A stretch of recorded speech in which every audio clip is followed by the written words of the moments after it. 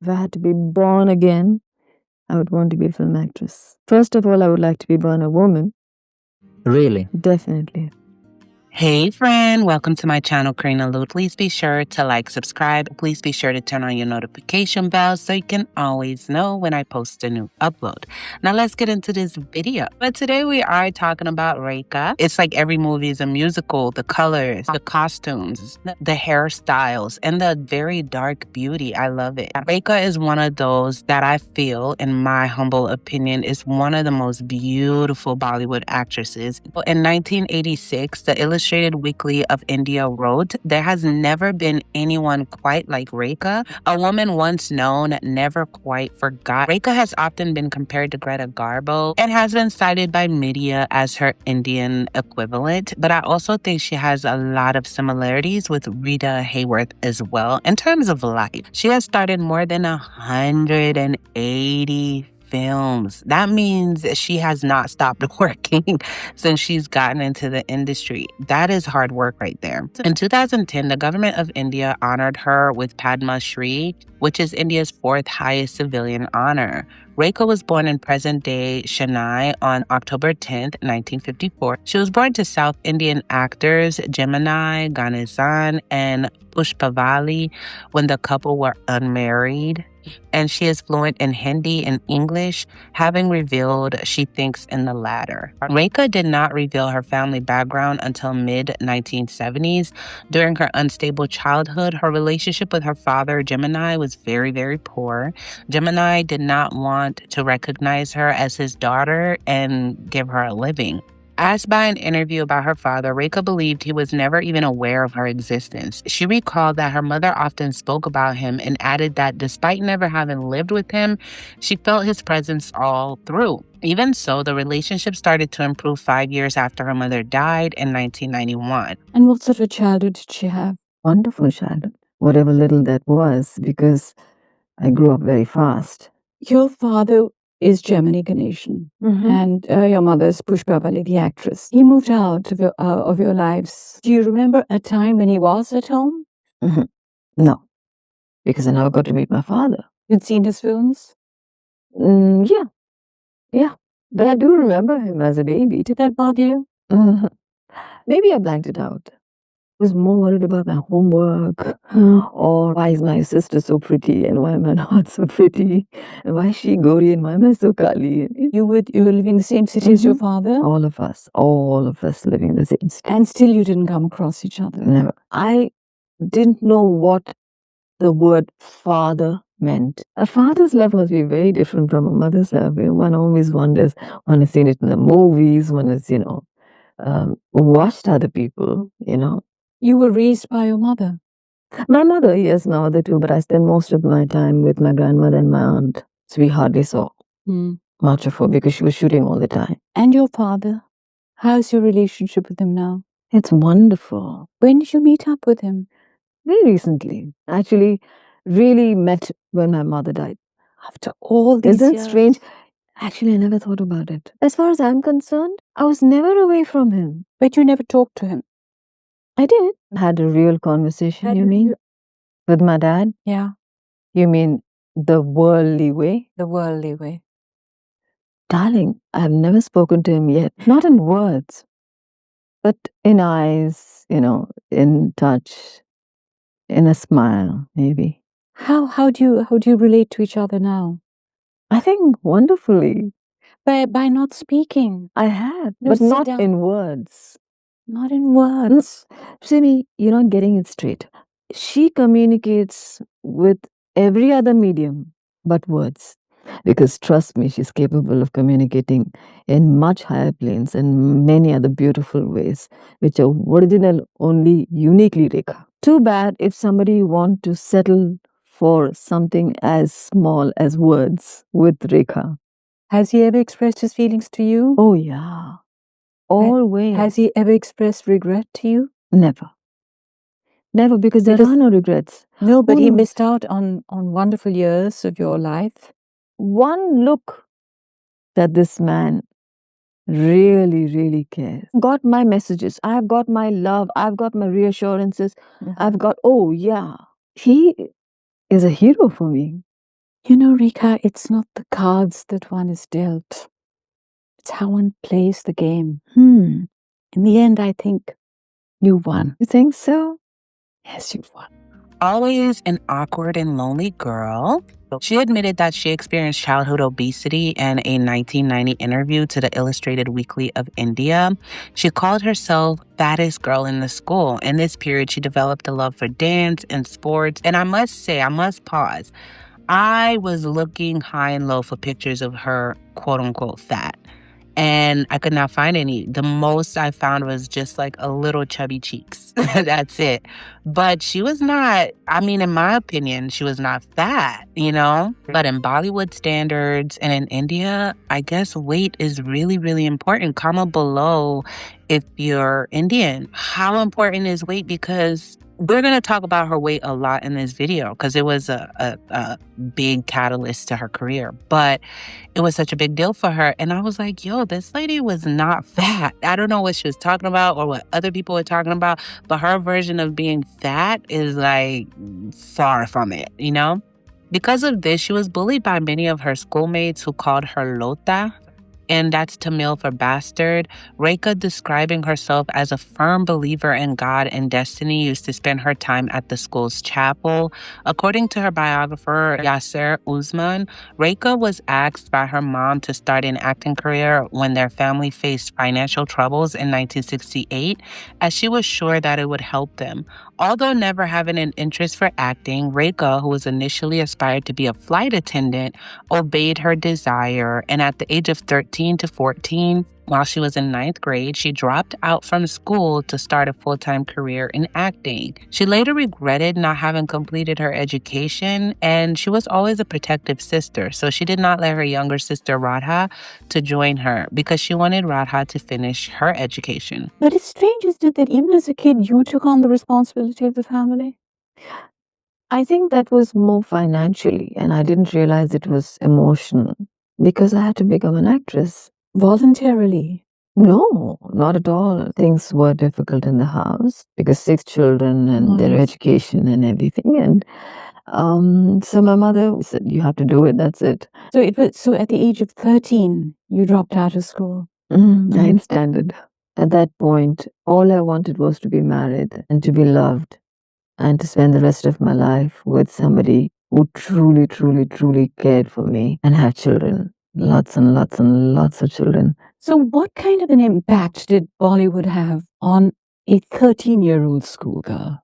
I was hating every moment of it. Oh, I was completely lost. I was away from my home. Didn't know a single soul. And what's worse, my mom wasn't with me. So you were mostly alone? No, my mom sent my aunt. I didn't like it at all. I was scared. I was missing my mom like hell. See, at 13, you were just a kid. Just a kid. An adolescent.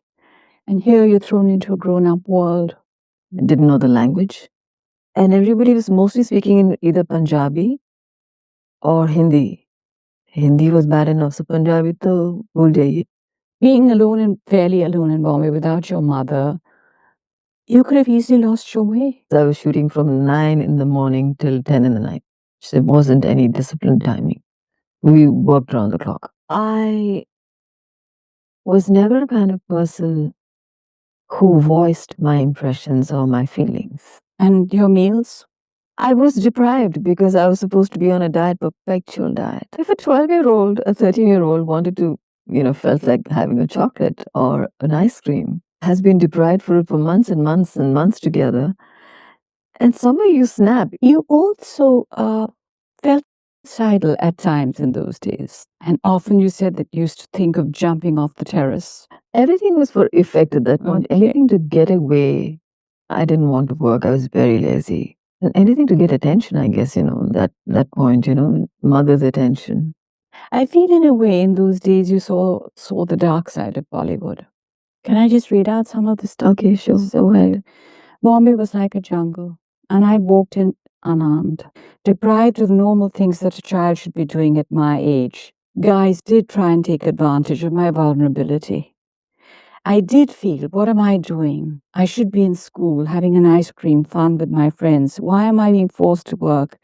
Every single day I cried because I had to eat what I didn't like. Costume jewelry would give me an absolute terrible allergy. I was pushed, literally dragged from one studio to another. Terrible thing to do to a 13-year-old child. 35 years is a long time, Simi, for me to heal. I have been, healing for so many years. I'm healed now. I am not bitter anymore. Yes, I was so-called taken advantage of. I was not respected as a human being. You're calling a little girl of 13. It's not nice. But today, looking back, I don't feel the pinch at all. And I'm really, really grateful. Everything that happened to me in my life, I'm so grateful it happened to me. Why didn't you let your sister join films? I was protected. I was bringing the bread home. And I wanted them to have, which I didn't have. I didn't have the education. I wanted to give them the best of. And my sisters were very happy too. And my brother was very happy too. My mom was giving me all, doting much more on me, and we could buy the cars and the house. She appeared in several successful films at the time, yet she was not regarded for her acting abilities. And according to the author Tejaswini Ganti, the industry was surprised by her success as her dark complexion, plump figure, and garish clothing contradicted the norms of beauty prevalent in the film industry and in society. So here's where the audacity comes in. According to critics, Rekha was quote-unquote dusky, which is like a word for dark. She was plump and could not speak good Hindi. She was mocked by directors and fellow co-stars and co-actors. At a movie premiere, Shashi Kapoor had said about Rekha, "How is this dark, plump, and gauche actress ever going to make it? How rude." Rekha recalls that the way she was perceived at the time motivated her to change her appearance and improve her choice of roles. She stated in her own words, and I quote, "I was called the ugly duckling of Hindi films because of my dark complexion and South Indian features. I used to feel deeply hurt when people compared me with the leading heroines of the time and said I was no match for them. I was determined to make it big on sheer merit." The way you developed, you not only started yoga, you perfected the art of makeup. It took me about 2.5 years to really, really lose that junk food and chocolates. When suddenly people, it hit them, oh, she's really like overnight. It wasn't really overnight. Okay. It took about 2.5 years. There you went on the starvation diet. Oh, terrible. I used to have just these elaichi milk for months together. I used to go on popcorn diets, and basically I used to starve. It was literally sleepwalking through that entire phase. So what were you hungry for, if not stardom? Because by then I knew it's not easy to make a home, meaning a husband, children, a family, so to speak. So I wanted to be on my own and have my own house and my own place, which I did. So the mid-1970s marked the beginning of her physical transformation. She started paying attention to her makeup, dress sense, and worked to improve her acting technique and perfect her Hindi language skills for 3 months. To lose weight, she followed a nutritious diet, led a regular, disciplined life, and practiced yoga, later recording albums to promote physical fitness. According to Khalid Mohammed, the audience was floored when there was a swift change in her screen personality, as well as her style of acting. Rekha began choosing her film roles with more care. Hindustan Times described her physical change and loss of weight as, quote unquote, and this is a direct quote, guys, one of cinema's and perhaps real life's most dramatic transformations, arguing that Rekha morphed from an overweight, dark, ordinary girl into a glamorous and beautiful enigma, shrouding her life in an intriguing garble-like mystery. And I'm going to read a direct quote from a Bollywood magazine article just so y'all can see how disturbing this was. And I quote, Years of perseverance, diet changes, and multiple skin lightening treatments made Rekha the swan from the ugly duckling. Yes, and that accent. Rekha worked very hard to master Hindi, so much so that she dubbed for other actresses who cannot speak Hindi, and also undertook many training sessions to teach herself fluent Urdu. So apparently this happens in every country, I guess. Do not discard someone because of their accent, but the fact that she could not speak fluent Hindi and she was already dark was a problem for them. And then as I'm looking at her childhood pictures, she was not dark. I mean, I guess according to Indians, I guess, but in my opinion, this was not a dark-skinned woman, She was very chocolate, but not like, the way they're describing her was as if she was the color of charcoal or something. And not that there would be anything wrong with that.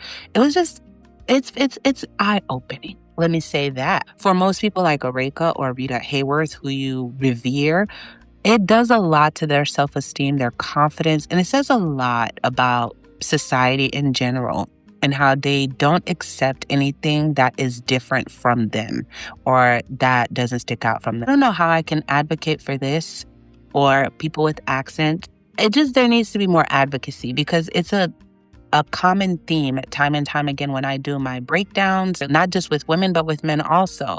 Throughout history, if you've seen any of my breakdowns, you'll see they're always having to change and really work hard on their accents, and people just are not satisfied with them. Isn't it sad how only when the woman has completely altered herself in the industry is she considered beautiful? And how dark everywhere is just not considered beautiful, like dark skin.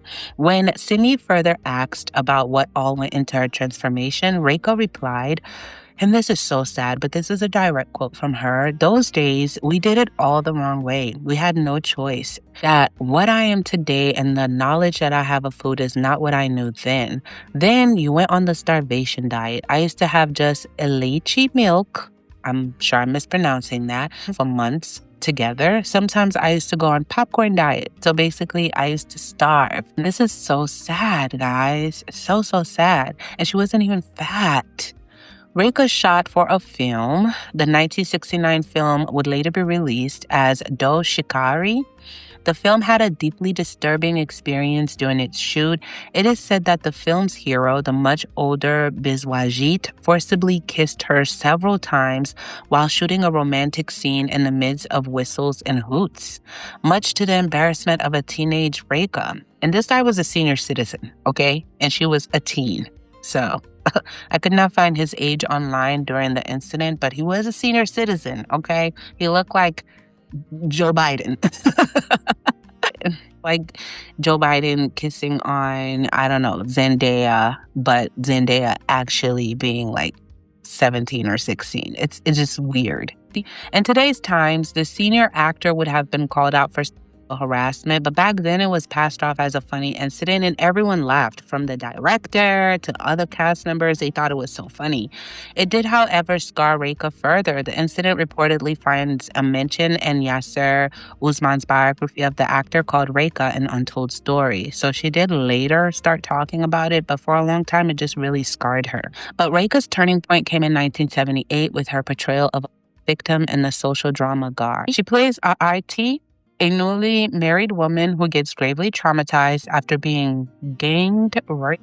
The film follows her character's struggles and traumatized with the help of her husband. The film was considered her first notable milestone, and her performance was acclaimed by both critics and audiences. She received her first nomination for Best Actress at the Filmfare Awards, and that same year, another release, Qadar Ka Sikandar, emerged as the biggest hit of that year, as well as one of the biggest hits of the decade. And Rekha was set as one of the most successful actresses of these times.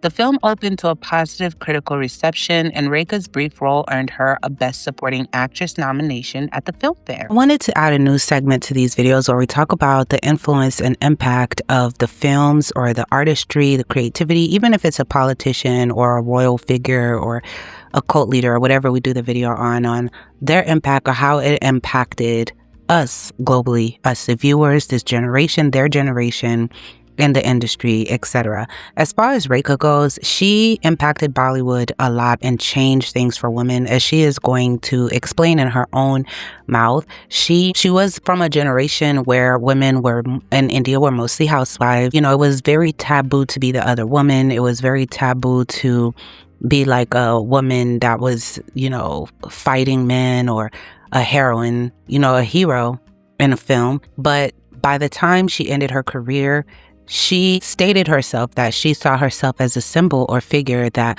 brought on the stronger version of the Indian woman that you see today, and that she played a role in allowing things by being a convincing actress to allowing things that would be taboo from society to be acceptable and okay. She did that by being a convincing actress, and that she has used her platform as a symbolism to encourage Indian women to be stronger, to be more fierce, and to not really aspire to just be a housewife or get married, but to be single and independent. If I had to be born again, I would want to be a film actress. First of all, I would like to be born a woman.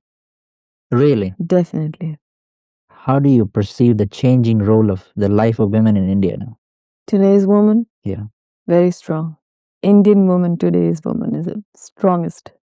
In which way? In every way. She's changed.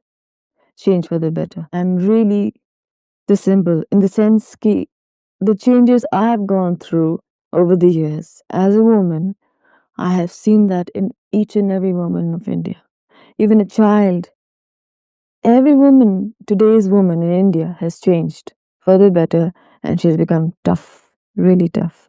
A man cannot take an Indian woman for granted today. Who has It's not just sitting at home and looking after the kids and that's it. No, What kind of influence has that had on the film industry? that's kind of Indian woman. That's the image. That is the Indian woman today. Now, I know my image. I mean, I can set an example if I have. I can convince the audience if I do anything. Tell the audience that okay, this is the right thing to do. All I'm concerned about is to do justice to my role, even if it's a mad woman's role. You don't like to be structured No, as well. no. You really want to live a spontaneous life. I like to live my life. We come across situations where a producer wanted you to make compromises in what you would consider values or value judgments for the box No. office formula. No, I don't go into so much details. I just listen to the role, and if it's interesting enough, I do it. The best part is that whatever I do on screen, people are convinced. I just do my role convincingly, and that's all that I'm concerned about. Even if I'm playing the other woman, people like it. Society says it's wrong to be the other woman, fine. But if I do the role, it's very frightening, it's dangerous, I know. But then that's how it is. That's the kind of belief my fans have in me.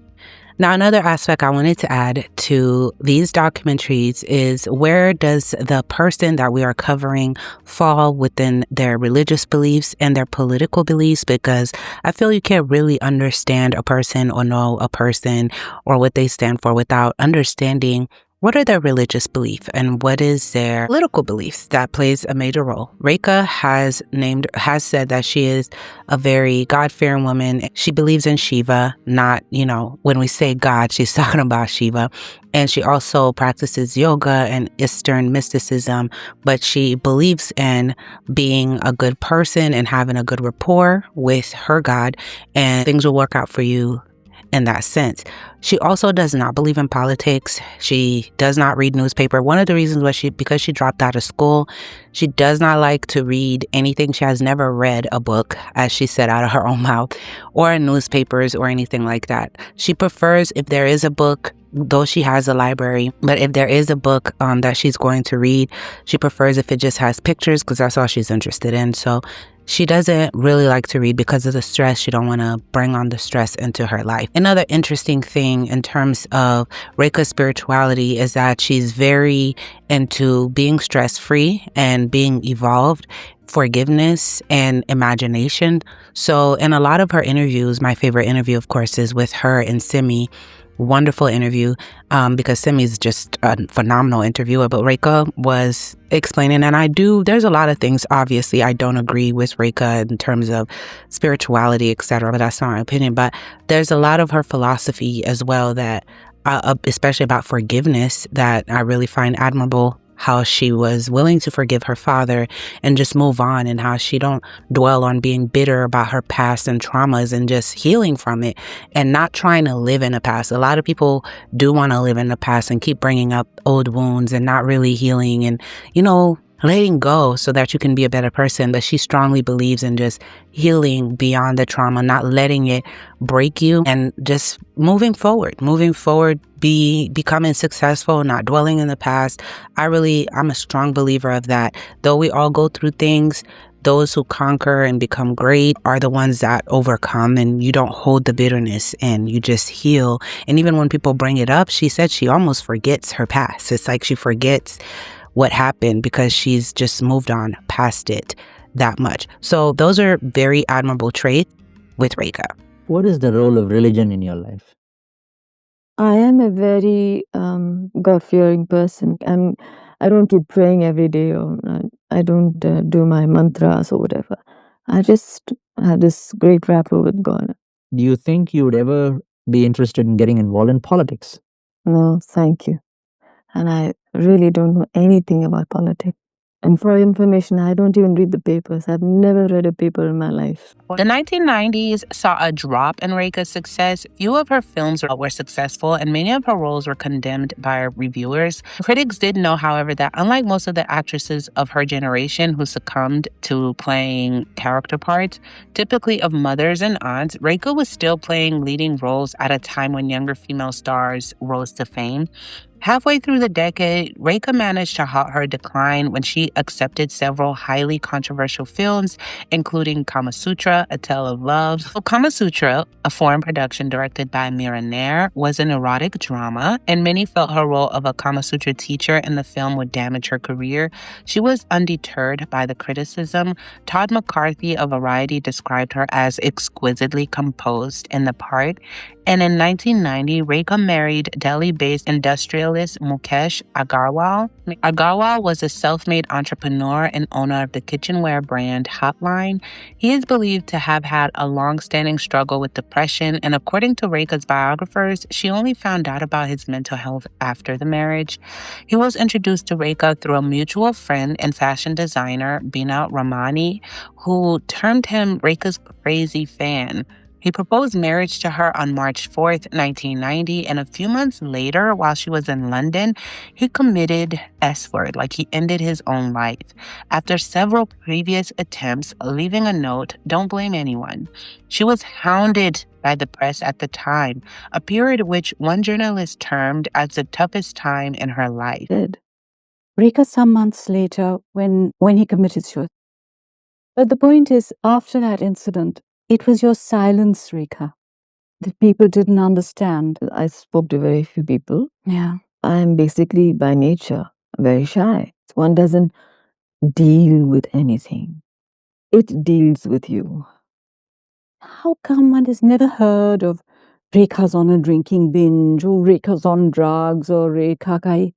Never. You kept yourself very clean. Of course, I have been on drinking binges. I have been lusting like hell. Ask me with what? With life. In my mind, the real thing is married to myself. I'm married to my profession. I'm married to my loved ones. But not to a guy. Are you planning to get married again? Seems no. You mean with a man? Well, not a woman, obviously. Why not? Okay. Last time we ever talked about this, you said, never, never, never. I don't want to get married again. I had evolved. This was a few months back, but doesn't matter. I'm evolving next moment. Tomorrow I'll be a different person. Wahana Somaya observed the period, speaking of a quote-unquote, a strong anti-wave against the actress. Some called her a witch, some a murderess, but added that soon Rekha came out of the eclipse once again unblemished. They really did blame her for his death, and she had quote unquote allegedly multiple affairs, some with married men and blah, blah, blah, in which the media always came after her, but she never spoke on any of those. She always, when she did speak, denied everything.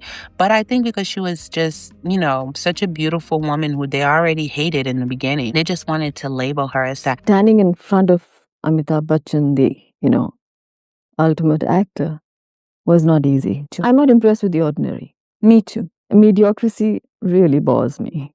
So he was like something I'd never seen before. 9 films you did together. 10, actually. That's a long association. Oh, you can say that again. I'm not a fool. I'm intelligent, I'd like to believe so, at least. So when I see a good thing, I can recognize it. Did you in the process fall in love with him? Absolutely. Duh, that's a dumb question. Yeah, but you were the one that was speculated about with him. You want to know the truth? Yeah. There was never a personal connection with him. Not here to go and, break his home, so to speak. No. I'm here to be one of the lesser mortals who can just have a whiff of him and feel happy. What about the fact that he was a married man? How did that? Hello, what does that make it? That doesn't make any kind of a difference. A human being is interesting, period. I want to be having the honor to be associated with this person. So what is stopping me? But Rekha, for someone like you, it's really a dilemma. Because the men in the industry are all married. At least my age group, they're all married. Even in looking up little clips to do my little slideshow for her and stuff, there's a lot of videos out here that are titled, "Oh, Rekha runs away from this actor." I don't believe that she was so traumatized from this event that this is the reason why she hasn't married since, although there has been rumors of her dating, which she has denied them all. And the media always made fun of her being childless, not being married, like it was like a butt of a joke for her. And like I said, she never spoke on any of those. Rekha's dream of leading a happy married life remained a dream, but she ensured that her younger sister, Radha, got married and lives in the U.S. Speaking about her and her half-sisters, Rekha had told Deccan Chronicle, "They are all," and I quote, "they are all doing very well in life. My sister Radha, who lives in U.S., has discovered her craft in painting. She is by far the most beautiful among us sisters. If only Radha had been as tall as me, she'd have been the actor in the family." In the end, however, many times the media or even her fans labeled her the quote-unquote lonely and childish heroine. In her rare interviews, Rekha always appeared strong, decorous, and otherworldly. "I don't feel the pinch," she said, or the sting. "It's gone. I'm healed now. I'm not bitter anymore," she told TV host Simini Garwell in 2006 interview. So in 2011, Radcliffe listed her as the 9th greatest Indian actress of all time, noting it's hard not to be bowled over by Rekha's longevity or her ability to reinvent herself. The actress took on a man's job and did it stunningly well, holding her own against all the top actors and being remembered despite them. Filmfare described her acting style, writing, and I quote, "When it comes to style, sexiness, or sheer on-screen presence, she is unparalleled. She is a fierce, raw, flinty performer with unbridled honesty. Her acting isn't gimmicky." And I'll say that, just from a raise of an eyebrow, she can give off the emotion. Rekha's reclusive nature has gone a long way towards building a mystery around her. The way she walks, and even older. Rekha rarely gives interviews, and she mostly avoids parties and events. Asked once about her mysterious image, she denied several times trying to live up to this image, asserting it is press-created. She stated, and I quote, "What mystery? The media is the one that creates this image. It's just that I'm basically shy by nature, an introvert, and fiercely private. Well, I hate to break it to you, Rekha, but this is what makes a woman mysterious." When you're fiercely private and you're shy, it makes a beautiful combination for a mystery. Why do people say that you become a recluse? Become? You don't meet people, you don't entertain, you don't socialize, you don't have people over to your house. So, to be able to have the independence of being able to make my own choices, to get up and go and do exactly what I want, who I want to meet, everything is in my hands. Okay, fine. And it's become a way of life, but there are reasons. I didn't plan it this way. I didn't plan to go and live in that house alone.